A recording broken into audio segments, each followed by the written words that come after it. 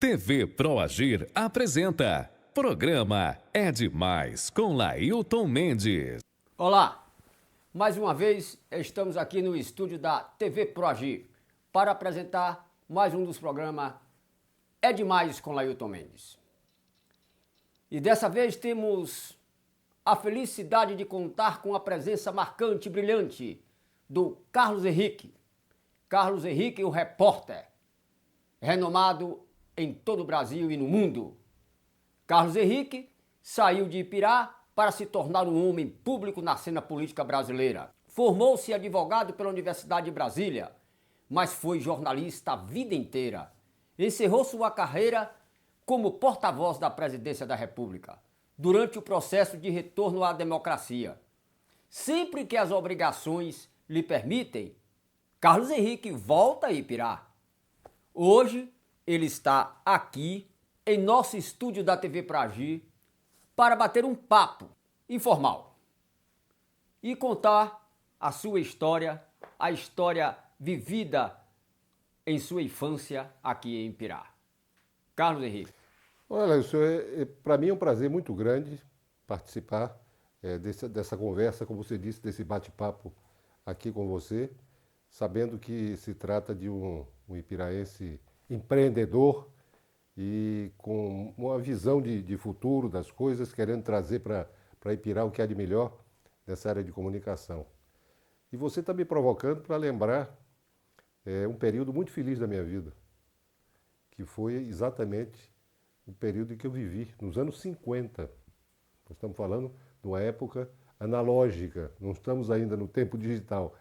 Nos anos 50 eu vivi em Ipirá, fui criança aqui, estudei na escola Gato e Cachorro, na Góes Calmon, e vivi até o ano de 1958. Foi um período adorável da minha infância, da minha vida. Os banhos de rio, os banhos no Tanque de Santana, os banhos no Salgado, as cavalgadas na fazenda de meu avô, o São João no Riacho Fundo, as brincadeiras de guerreiro no jardim, quando o seu Edson Pires Cerqueira terminou de ajardinar a Praça da Bandeira e mudou completamente a fisionomia e o cenário da cidade. Enfim, eu só guardo boas lembranças desse período e deixei Ipirá em 58 porque concluí o curso primário e precisava continuar meus estudos. À época, ainda não havia um colégio de segundo grau em Ipirá. Eu fui então para Salvador. Fiz o curso ginasial no Colégio Militar. No princípio, como bom aluno. Eu tinha sido bom aluno aqui, tive o privilégio, enquanto estudava em Ipirá, enquanto convivia aqui com os ipiraenses, eu tive o privilégio de encontrar professoras maravilhosas, uma das quais eu terminei elegendo como minha professora preferida, a professora Aide Ribeiro Lima, que está aí viva e sã, graças a Deus, e que foi uma pessoa, foi como uma alavanca para me promover para o futuro, como se alguém abrisse a cortina do cenário para que eu chegasse à cena, você entendeu? A professora Aide me estimulou demais nas leituras, como estudante, enfim. Indo para Salvador, eu fiz um belo exame de admissão para o Colégio Militar, que eu cheguei lá preparado pelas boas práticas que eu tive aqui na Escola Góes Calmon. E no segundo ano eu fui um aluno de bom para razoável. Daí em diante eu comecei a me insubordinar um pouco contra aquela disciplina muito rígida.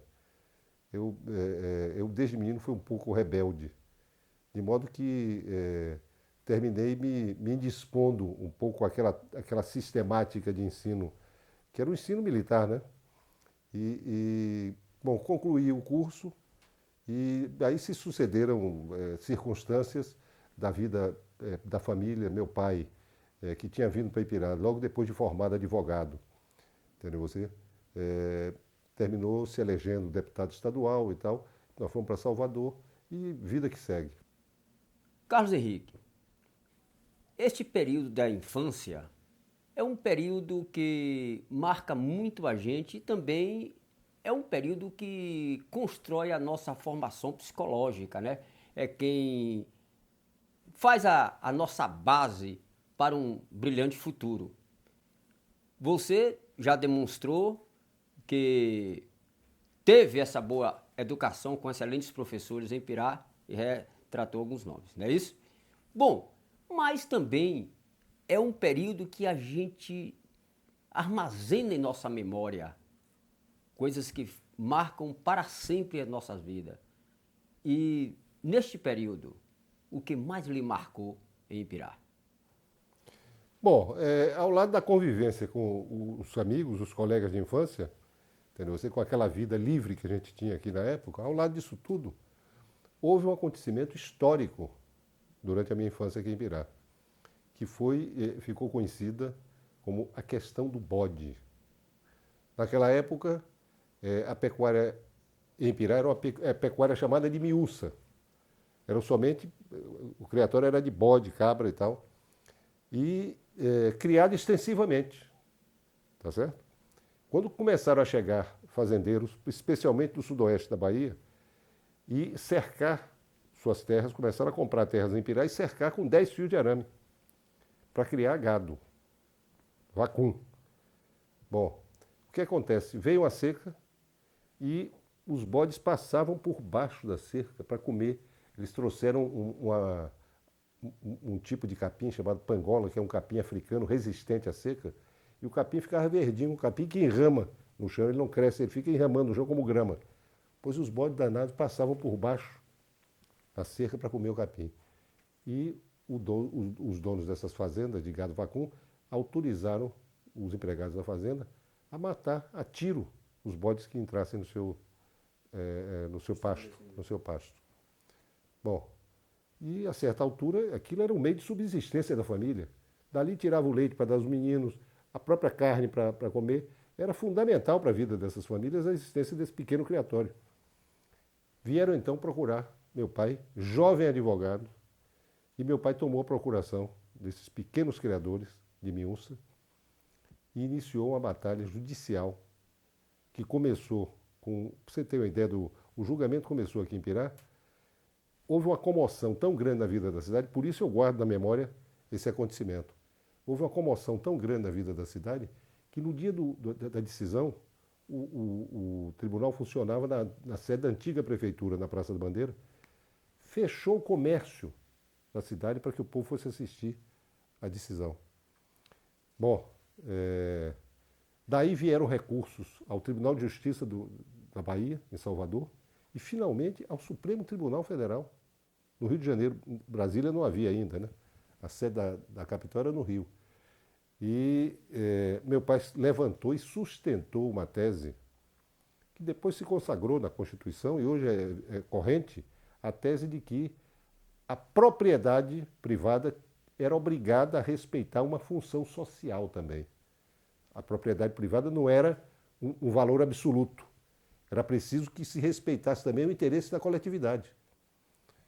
Isso comoveu muito a cidade e, com certeza, foi uma alavanca fundamental para que, nas eleições de 1968, meu pai saísse candidato vitorioso a deputado estadual.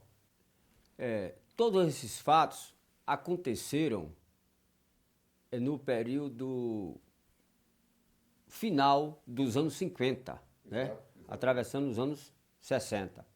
Então foi quando eu nasci, nos anos 60, essa história do bode, eu não era nascido não, né? Quem era nascido era meu irmão, o Carlinhos.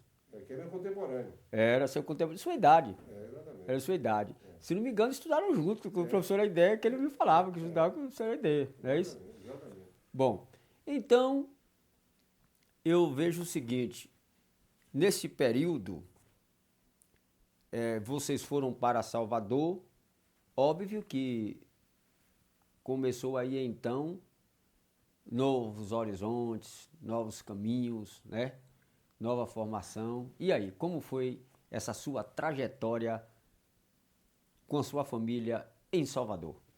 Bom, Ailson, você sabe que talvez a gente, para fazer justiça, talvez o primeiro filho de Ipirá que projetou Ipirá na cena nacional tenha sido Eugênio Gomes.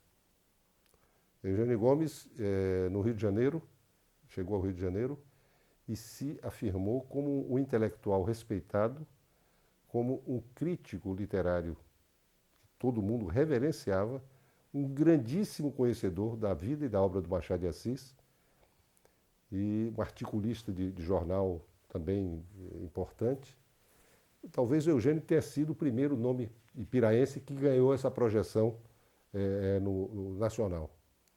Mas, com a eleição de meu pai para deputado estadual em 58, tá aí, porque a família termina se mudando para Salvador, há esse segundo momento em que Ipirá se projeta além fronteiras, né? Ipirá se projeta para fora da região somente e chega...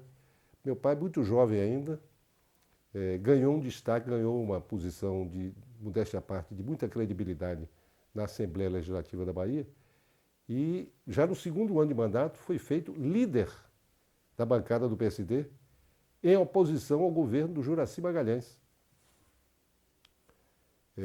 Com isso, ganhou uma notoriedade muito grande. Não havia semana em que o nome dele não estivesse nos jornais, os pronunciamentos que ele fazia criticando a ação política administrativa do governador, sugerindo alternativas, propondo novos projetos. Ou seja, talvez depois do Eugênio Gomes, o segundo momento em que Ipirá vai além fronteiras. E aí eu comecei a fazer, como eu disse, o meu curso de ginásio no Colégio Militar e a receber também uma influência, a palavra que eu acho mais justa, uma influência benfazeja, porque naquela época a Universidade da Bahia, a UFBA, ganhou um reitor que era um homem extraordinário, o professor Edgar Santos. E este homem revolucionou a Universidade da Bahia, criando cursos de música, de teatro, de cinema, ou seja, além das exatas, porque ele também cuidou de física, de química, de biologia, tudo isso mas ele criou um ambiente, entendeu? Inteiramente inovador na vida da universidade. E isso, de certo modo, se refletiu em toda a vida cultural da cidade de Salvador.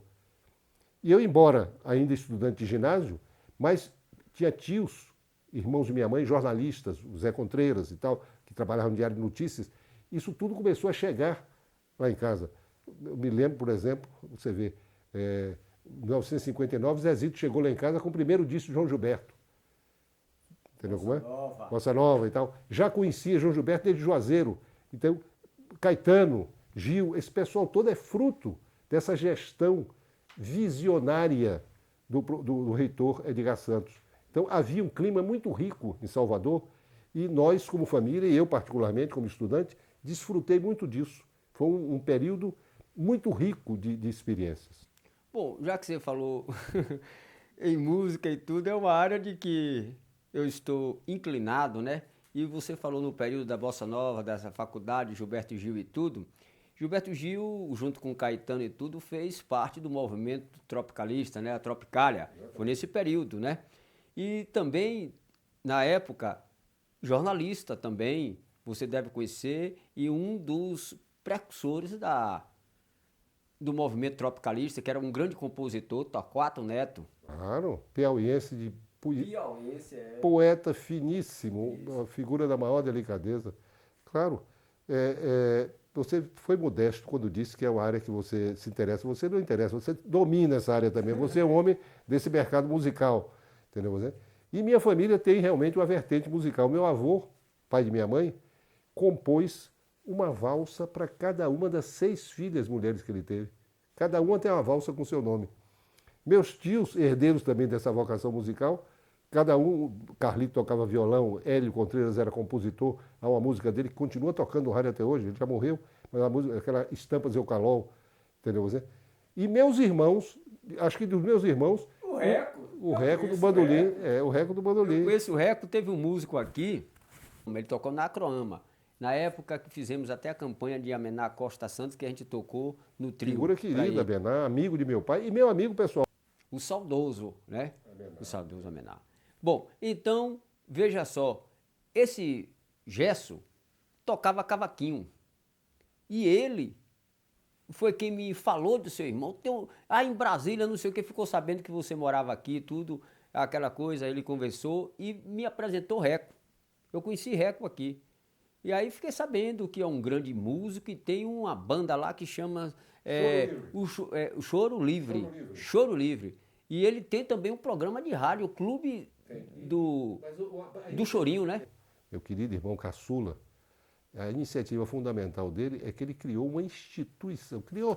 Ele, na verdade, ele assumiu a presidência de uma instituição que já havia, mas que estava completamente adormecida, e ele reavivou, deu vida nova ao Clube do Choro de Brasília.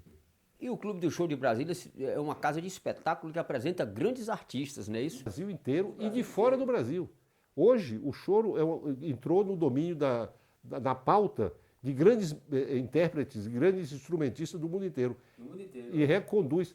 Você sabe que ao lado do Clube do Choro tem uma escola brasileira de choro, que foi a primeira que foi feita no Brasil, que recriou. Eu sou, aliás, coautor do estatuto da escola. Eu, como jornalista, ajudei a fazer o estatuto. Você sabe quantos alunos tem a escola de choro brasileira do Clube do Choro? 1.100 alunos. Fantástico. Um negócio impressionante. Já que estamos falando de música, como você disse, a área que eu domino, para mim fica muito interessante a gente bater esse papo aqui sobre isso aí, não é isso? Também. Também? Foge da rotina de ficar, né? Tá bom. Então, veja só. Brasília, certo? Se tornou um grande celeiro e foi uma das expressões mais importantes no período dos anos 70, o rock. É tanto que capital inicial, Paralama do Sucesso, ficou considerada a capital do rock do Brasil, Brasília. Aí surgiu, entendeu, muitas bandas mesmo que fizeram grandes sucessos na época. Legião Urbana, certo? Também surgiu, né, a Cássia Eller.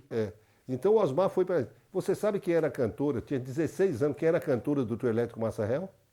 A sua filha. Cássia Eller. A Cássia Eller, não. Mas porque eu falei sua filha, porque eu sei também que você tem uma filha que é cantora. Mascavo Roots. Roots é reggae de raízes, né? O Roots reggae é o reggae de Bob Marley, é o reggae de raiz, entendeu como é que é? O reggae de Peter Tosh, entendeu como é que é? É o reggae de... Geralmente os zegueiros radicais é assim, quando fala Roots reggae, eu gosto do Roots reggae. Agora o reggae de Brasília, você vê Alceu Valença. Gravou uma música que é linda, é um reggae e tal, e que fala de Brasília. Rapaz, foram tantos que fizeram. Moraes Moreira tem uma música linda. Ednardo, Gil também tem, que fala de Brasília. E Ednardo tem uma música que é linda, que fala de Brasília. O Ednardo é do Ceará, entendeu? A de Alceu Valença é fantástica. Eu tenho um refrão, porque eu não sei cantar, Te Amo Brasília, ele conta. É muito bonita assim, a música de Alceu. Você sabe que hoje, embora o reggae não tenha, não vamos admitir que o reggae passou de moda. O reggae está vivo ainda. Mas hoje o ponto de resistência do reggae no Brasil é o Maranhão. Eu estive lá em um período e conheci as radiolas.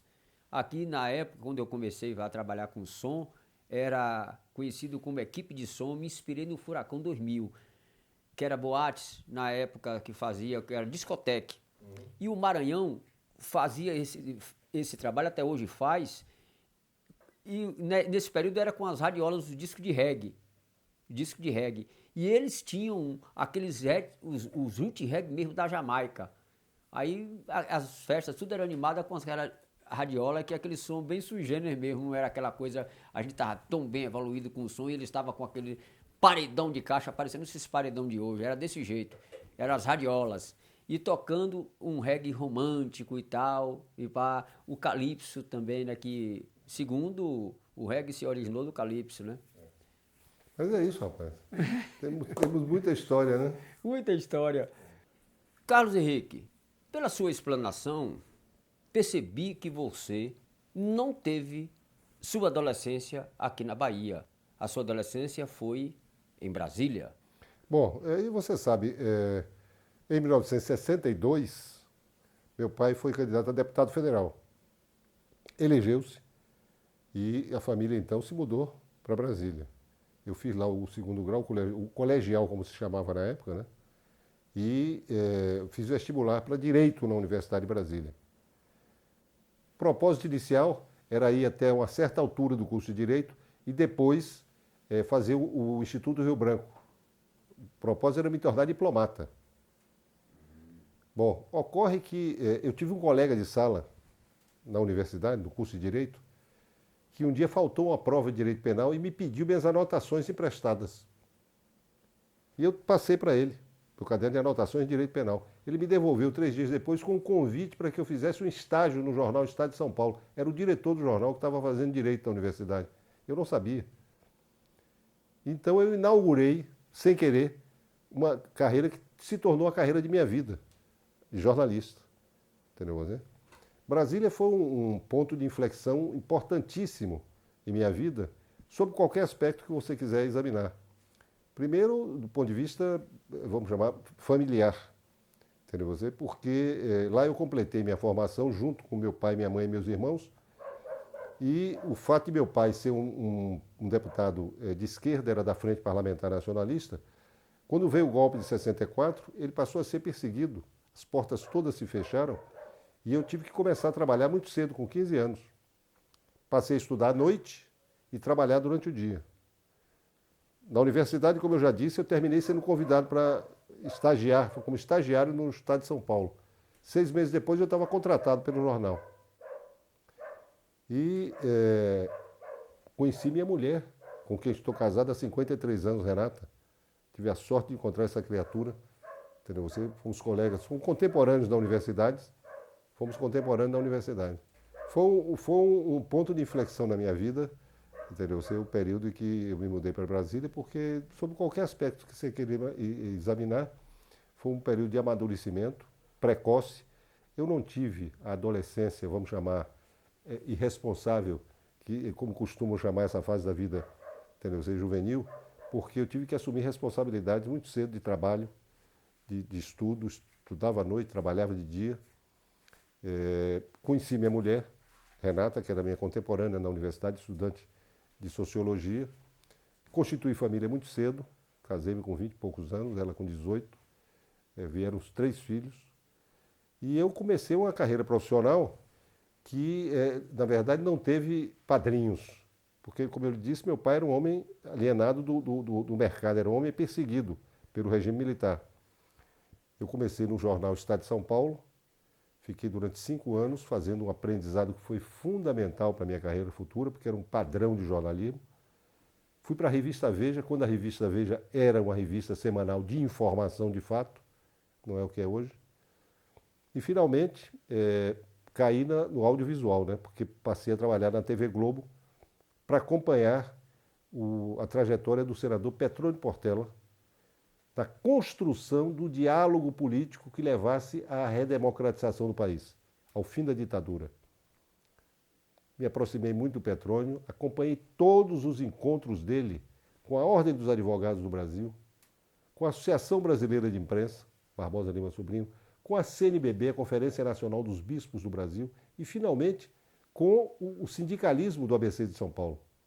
Ele foi procurar cada um desses segmentos, porque eram instituições que tinham resistido ao desmonte institucional da ditadura. E é por aí que ele começou, então, a construir um caminho de retorno à democracia. Eu acompanhei tudo isso. Bom, um ano depois, eu me tornei o chefe do jornalismo da TV Globo em Brasília e fiz isso durante 6 anos. Você tem uma ideia, Aloysio? Quando eu cheguei à Globo, a folha de pessoal do jornalismo tinha 32 nomes. Quando eu saí, 7 anos depois, tinha 108. O jornalismo ganhou uma outra dimensão, o noticiário político se afirmou dentro do jornalismo de rede nacional e, modéstia à parte, eu sei que dei uma contribuição, enfim, com as minhas limitações, mas dei uma contribuição relativamente útil a esse período. Carlos Henrique, além de você ser bem renomado no Brasil e no mundo como um grande repórter, você também escreveu um livro. Olha aí, ó, o Bloco de Rascunho, certo? Olha o senhor aí, a capa do livro. Eu gostaria que o senhor falasse um pouco, né, desse livro. Você sabe que nós, baianos, temos uma veia sensível, temos uma sensibilidade, entendeu?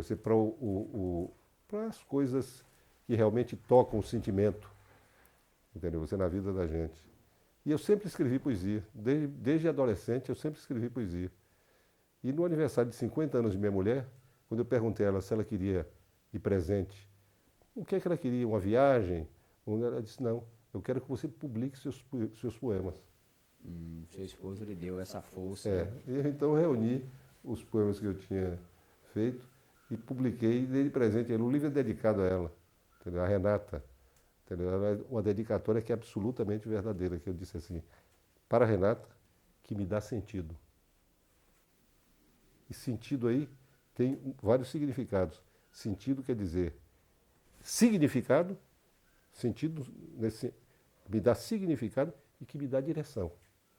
Renata foi fundamental para a minha vida. Não é à toa que o senhor tem 50 aí? 50 não, 74 anos, rapaz. Mas de casado, que você falou. 53 anos, tá vendo? verdade, Agora tá bom, 53 anos. 53 anos de casado. É muito bacana, a família é bom demais. Muito. A gente... Eu tenho nesse livro que você está mostrando, eu tenho um poema. Eu fiz poema para amigos, para familiares, mas tem um poema que me agrada particularmente, que eu dediquei a meu filho. Eu só tenho um filho homem, Pedro Caetano, um rapagão de 1,90 m, meu amigo de fé, meu irmão camarada. E eu fiz um poema para Pedro, que é uma coisa singela, porque é uma revelação. O nome do poema é Dia a Dia. Então, ele diz assim: acordo com a luz na cara. Volto atrás. Acordo com o sol na cara, luz de estreia, e sei que nada é banal neste espetáculo. A janela escancarada do meu quarto enquadra todos os verdes do verde.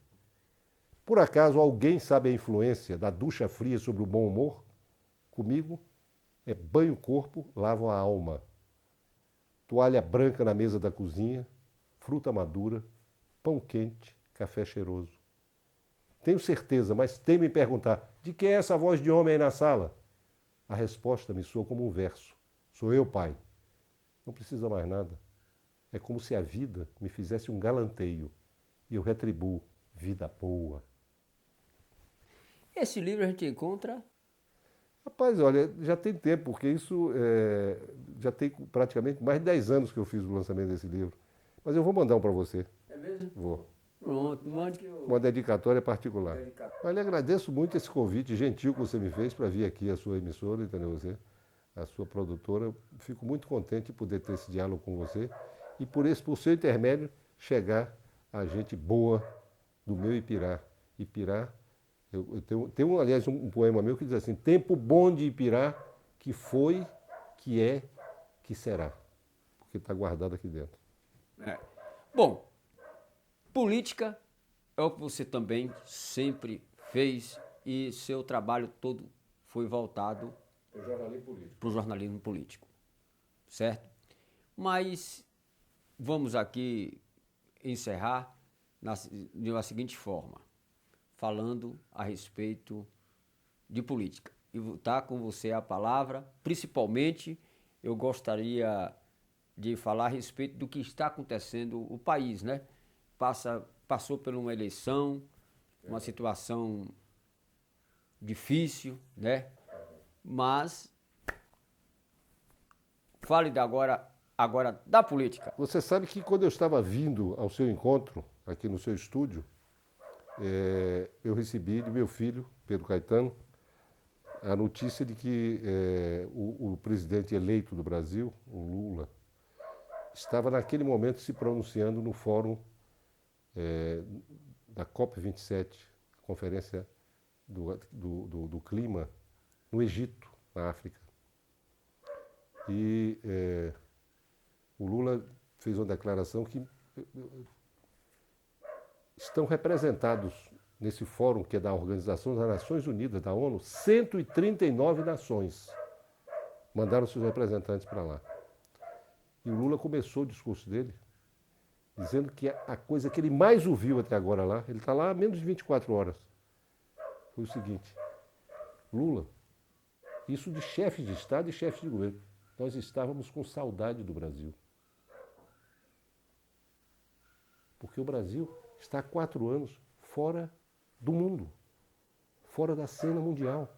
O Brasil se apequenou. O Brasil, o nosso grande baiano, Rui Barbosa, ele gostava de usar uma expressão que me agrada muito. Entendeu? O Brasil retrogradou historicamente de uma forma tanto do ponto de vista da cultura, da ciência, da educação, sobre qualquer aspecto que você queira examinar. Então, eu acho que nós estamos vivendo um momento de grande dificuldade, que você mesmo alertou, você chamou de dicotômico, o que é justo, o que é verdadeiro, mas é preciso lembrar o seguinte, que não se pode deixar o Brasil, que é uma das 10 nações mais poderosas do mundo, sob qualquer ângulo que você queira examinar, fora do contexto mundial, para os outros países chegarem hoje e dizer que estávamos com saudade do Brasil. O Brasil se isolou do mundo, com uma diplomacia completamente equivocada, desqualificando a política externa que nós sempre tivemos, que se foi respeitada no mundo inteiro. Não é a política externa do Lula, não. É a política externa que o Brasil construiu ao longo de séculos e que foi jogada para fora. Quer dizer, então eu acho que nós estamos vivendo um momento difícil, sim. A crise é mundial, a começar por essa do clima, a começar por essa, mas também pela economia, pelas questões sociais, pela desigualdade do mundo, pela fome. Há dificuldades de todas as categorias. Mas eu acho que o fato de o Brasil estar voltando a ser um interlocutor do mundo, respeitado outra vez, sentando na mesa das negociações, participando do G20, participando do G7, participando do BRICS, estimulando essa governança global que precisa acontecer para enfrentar os problemas globais em conjunto, isso é fundamental. E nós estávamos de costas para o mundo, pendurados, entendeu? Você não sei aonde do Trump, achando que uma adesão incondicional a um idiota daquele, com aquele cabelo ridículo, entendeu? Você com aquelas ideias da Idade Média, que isso ia resolver o problema brasileiro. E viramos a costa para o mundo. E nós estamos retornando ao cenário. Todos os caminhos passam por isso, por uma concertação global, por uma governança solidária, o Brasil sentando na mesa de cabeça erguida, novamente, interferindo de uma maneira vigorosa, como nós temos autossuficiência em petróleo, temos 85% da energia do país limpa, só para lembrar, 70% da energia francesa é nuclear. Nós temos hidrelétricas, geração eólica, solar, 80% da energia limpa. Temos 12% da água limpa do planeta, da água doce do planeta. Temos um agronegócio que hoje, esse ano agora de 20, vai produzir 230 milhões de toneladas de grãos. Tá certo? Temos um povo que se adapta, que se adequa, que se amolda a todas as evoluções que vão aparecendo. Agora, você para fazer isso tem que ter o quê? Tem que ter educação, tem que ter oportunidade, tem que ter desenvolvimento econômico para gerar emprego, para gerar renda. E é esse o caminho que nós temos que tomar.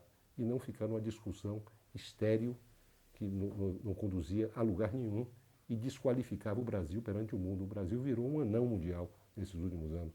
E agora ele vai retomar sua estatura, tá certo, perante o mundo. É isso aí, meu amigo. Carlos Henrique, você abrilhantou o programa É Demais com Lailton Mendes aqui na TV Proagir.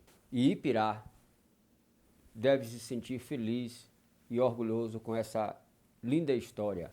E aqui, deixa aí, para as pessoas que tanto almejam, né?